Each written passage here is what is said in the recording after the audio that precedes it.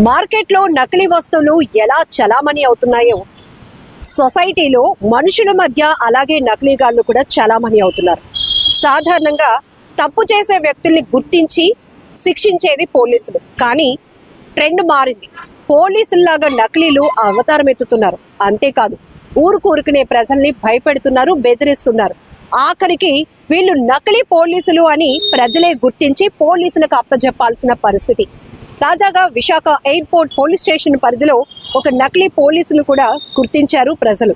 తను పోలీసునని, అనంతపూర్ ఎస్ఐనని, ఇక్కడ special force కింద వచ్చాను, స్పెషల్ టీంలో నేను ఎస్ఐగా పనిచేస్తున్నాను, శాంతి భద్రతలు ప్రొటెక్ట్ చేసే విషయంలో ఎక్కడైతే గుంపులుగా జనాలు, స్టూడెంట్లు తిరుగుతూ ఉంటారో వాళ్ళని చెదరగొట్టి వాళ్ళని ఒక డిసిప్లిన్లో నడిపించడానికి నేను పనిచేస్తున్నాను అంటూ అడ్డుగా వెళ్తున్న స్కూల్ పిల్లల్ని, కాలేజ్ పిల్లల్ని బెదిరించడం మొదలుపెట్టాడు ఈ వ్యక్తి.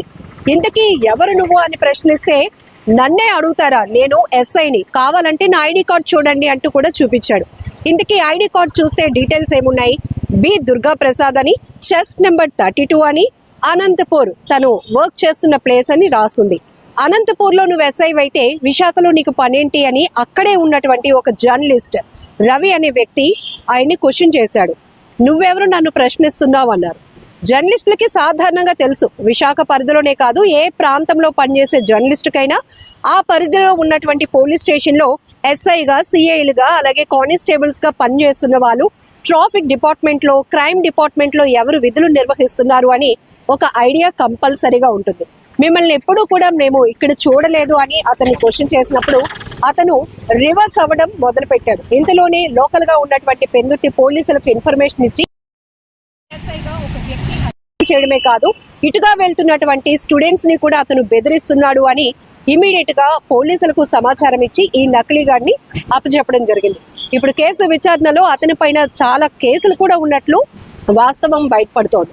ఎక్కువ శాతం తిరుపతి ఇలాంటి ట్రైన్లో అతను ఎక్కువగా చాలా మందిని బెదిరిస్తూ ఉండటం, తన ఐడి కార్డు చూపించి నేను ఎస్ఐనని, మీరు ఇలా చాలా చెడు ప్రభావాలకు లోనవుతున్నారు, మీ దగ్గర ఉన్నటువంటి సెల్ ఫోన్ ఇచ్చేస్తే మీ పైన ఎలాంటి కేసులు పెట్టను అంటూ ఎక్కువగా స్టూడెంట్స్ ని టార్గెట్ చేస్తూ ఇతను బెదిరింపులకు పాల్పడుతూ నకిలీ పోలీస్ గా చలామణి అవుతున్నట్టు ప్రస్తుతానికి వచ్చినటువంటి ఇన్ఫర్మేషన్ ద్వారా తెలుస్తోంది.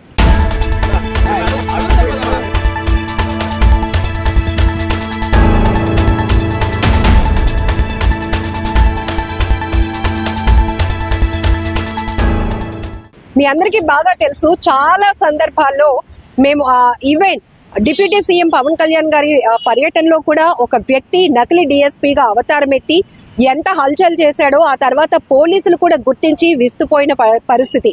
సో ఇంత ధైర్యం వీళ్ళకి ఎలా వస్తోంది? అసలు పోలీస్ యూనిఫామ్ ఒంటిపైకి రావాలి అంటే చాలా కష్టపడాలి. ఆ యూనిఫామ్ కి ఒక సముచితమైన గౌరవం ఉంది. జనరల్ గా పోలీస్ అనేటప్పటికీ ఆ కాకి యూనిఫామ్ కి మనం చాలా రెస్పెక్ట్ ఇస్తాం. తప్పు చేసే వాళ్ళైతే ఖచ్చితంగా ఆ యూనిఫామ్ ని చూడగానే భయపడుతూ ఉంటారు. కానీ ఈ నకిలీ పోలీస్ అవతారం ఎత్తి ఊరికనే ప్రజల్ని భయభ్రాంతులకు గురి చేసే వ్యక్తుల్ని ఏమనాలి? అసలు పోలీసులు ఎక్కడ ఇలాంటి నకిలీల పైన ఎందుకు అంతగా ఫోకస్ పెట్టలేకపోతున్నారు? నకిలీ వ్యక్తుల్ని ప్రజలు గుర్తించి పోలీసులకు అప్పచెప్పడం ఏంటి? వీళ్ళ వల్ల చాలా అరాచకాలు జరుగుతున్నాయి, చాలా అనర్థాలు జరుగుతున్నాయి. కొన్ని చోట్ల కొంతమంది అమాయకులు కూడా మోసపోతున్నారు. పోలీస్ స్టేషన్ ఈ వ్యవహారాల్ని మనకెందుకు అంటూ కొంతమంది అయితే ఊరికినే తమ దగ్గర ఉన్నటువంటి విలువైన వస్తువుల్ని ఇచ్చేస్తున్నారు. వాళ్ళు బెదిరింపులకు భయపడి కొంతమంది డబ్బులు కూడా ఇస్తున్నటువంటి పరిస్థితులు చూస్తున్నాం. సో ఇలా యూనిఫామ్, కాకి యూనిఫామ్స్ కూడా, పోలీస్ యూనిఫామ్లు కూడా నకిలీలు ఇంత ఈజీగా ఉపయోగించుకుంటున్నారంటే నిజం జనాలంతా గుమిగూడి ఎవరు ఈ నకిలీ ఎస్ఐ అని చెప్పి చాలా వరకు ఫైట్ చేసే పరిస్థితులు కూడా ఉన్నాయి. ఇమీడియట్ గా అక్కడ ఉన్న లోకల్ గా ఉన్నటువంటి ఒక జర్నలిస్ట్ స్థానిక పోలీసులు కూడా ఇన్ఫర్మేషన్ ఇచ్చిన తర్వాత వాళ్ళు వచ్చి అదుపులోనికి తీసుకున్నారు. అతని దగ్గర ఉన్నటువంటి ఐడి కార్డ్స్, బైక్ ఇవన్నీ కూడా స్వాధీనం చేసుకున్నారు. ఇలా మనం సర్వసాధారణంగా చూస్తున్నాం, మార్కెట్ లో ఏది మంచిది, ఏది కల్తీ వస్తువు అని మనం ఎలా అయితే అంత ఈజీగా నిర్ధారించుకోలేకపోతున్నామో, సొసైటీలో మనుషుల మధ్య ఉంటూ వాళ్ళు వేసుకున్నటువంటి వేషధారణ అనేది ఎంత ఈజీగా ప్రజల్ని మభ్యపెడుతున్నారు, భయపెడుతున్నారు, బెదిరిస్తున్నారు అనే దానికి కూడా ఒక బెస్ట్ ఎగ్జాంపుల్ అని చెప్పొచ్చు. ఏమైనా ఇలాంటి నకిలీ గాళ్ళపైన పెద్ద ఎత్తున ఫోకస్ పెట్టాల్సిన అవసరం కూడా ఉంది. అది కూడా పోలీస్ యూనిఫామ్ లో పోలీస్ ఐడి కార్డ్స్ సృష్టించుకొని పోలీసులమంటూ బెదిరిస్తూ ఉండటం కూడా చాలా భయంకరమైన పరిస్థితులు. ఏదేమైనా మరి ఈ నకిలీ పోలీస్ విషయంలో పోలీసులు ఎలాంటి యాక్షన్ తీసుకుంటారో కూడా చూడాలి. కెమెరా పర్సన్ శేఖర్తో లక్ష్మి, ఐ డ్రీమ్, వైజాగ్.